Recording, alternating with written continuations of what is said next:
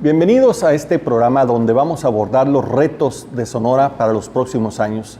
El día de hoy queremos platicar sobre el tema de seguridad y procuración de justicia, y para eso hemos invitado a dos personas que tienen amplia experiencia y además de que han estudiado los temas con bastante profundidad. Me refiero y doy las gracias al licenciado Max Gutiérrez Cohen, académico y expresidente del Supremo Tribunal de Justicia del Estado. Muchas gracias, licenciado. Muchas gracias, Marco, por invitarme a estar aquí junto a Juan.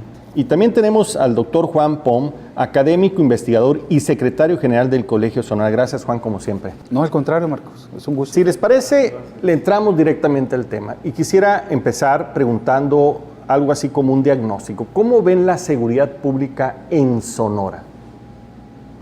Bueno, yo creo que la seguridad pública hay que verla como un proceso de situaciones problemáticas que se tienen en Sonora, como se tienen y en mayores grados en algún otro estado de la República.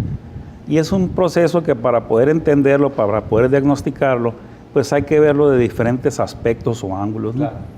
¿Cuáles son los delitos de mayor incidencia en el estado? Desde los más graves, como puede ser homicidio, extorsiones, violaciones, a los más comunes como son los robos. Y dentro de los robos también hay situaciones graves cuando se dan con violencia, sobre todo con violencia en las personas. Entonces, tener la información de las incidencias delictivas en todo el estado, sea la capital o sean ciudades del mismo o lo que es en el campo también, es primordial para tener ese ángulo de observación, de entendimiento de qué es, cómo se comporta la incidencia delictiva, cuál es su proceso en el estado. Que es diferente en cada estado. Es diferente en cada estado y pues tenemos ya conocimiento y testimonio diario de las situaciones desiguales que se dan en diversos estados de la República y en muchos de ellos pues mucho más graves. A Sonora le toca, ¿no? Porque somos paso pues para mucho trasiego de droga y de muchos otros temas como trata de personas, ¿no? Estamos en una posición que nos pone en situación compleja, ¿no?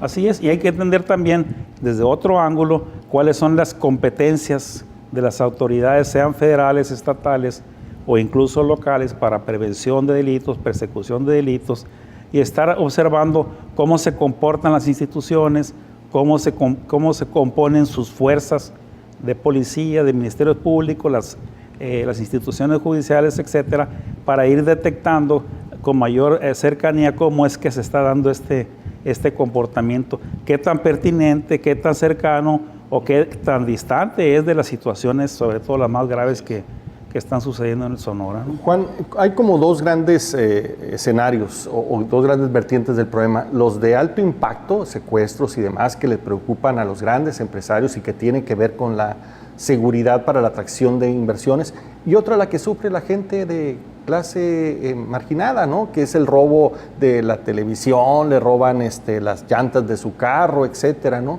¿Cómo ves estos dos temas en Sonora? Bueno, lo que tendríamos que ver de entrada es que la seguridad en la esfera de lo público es para todos. Así a los empresarios les interese el asunto de cómo se dispara los temas de secuestro, ¿no? O los datos que tienen relación con ese tipo de delitos, y a otras clases sociales pues les pueda interesar pues otro bien tipo público. Sí, es un bien público, pero que es ahí donde yo me siento, ¿no? con información como, o sea, más desde la ciencia política, decir que es como el trabajo del Estado. Y todo mundo esperaría que el Estado tenga posibilidad de diseñar ese tipo de políticas que cubran a todos, ¿verdad? Que a todo mundo le llegue a sus espacios, a sus entornos, a sus familias. Y por lo tanto, esa es la gran pregunta: si el Estado está en condiciones de responder a ese tipo de demandas que tiene que ver con lo que los ciudadanos, insisto, de todas las clases sociales, le están solicitando a ese Estado, que entonces se convierte en el agente que distribuye la seguridad, ¿verdad? Entonces, yo quería, a partir de eso que me pregunta Marco, yo quería señalar este asunto relacionado a cómo vemos a Sonora, ¿no? Que es el fondo, ¿verdad? Sí. Y yo quiero o sea, ser claro en mi participación, de decir que Sonora se muestra como un estado estable, como un estado que tiene ciertas características muy diferentes a lo que vive Tamaulipas, ¿verdad? A lo que vive Chihuahua, a lo que vive incluso Sinaloa, entidades cercanas. Pero hay que preguntarnos más, y eso es lo que a todos los ciudadanos nos interesa. ¿Qué es lo que pasa? Por ejemplo, ya sabemos que hay municipios en la sierra, y lo digo porque tengo familiares en la Sierra Alta, donde están pasando cosas que la prensa no los cubre, que otro tipo de, que no circulan en la información. de territorios las bandas criminales. Exactamente, ¿no? Que tiene que ver con desapariciones, que tiene que ver con muertes, que tiene que ver con uso de arma de fuego o como se dice en términos legales, uso de armas exclusivas para el ejército, por civiles. Entonces, eso no, hay que decirlo abiertamente, eso no se discute. Inclusive no aparece en las estadísticas. No aparece en las estadísticas, pero resulta que si va una familia y se topa o se encuentra en la carretera con alguna situación, entonces él lo vive y lo resiente. Es donde entonces uno piensa en el Estado, uno empieza, oye, esto no debería de estar aquí. Exacto. Bueno, ¿qué significa eso? Que pareciera, y con eso voy cerrando mi participación para tu pregunta, que pareciera que hay una estabilidad, pero en los hechos y en lo que es de facto, pareciera que se vive otro tipo de historias.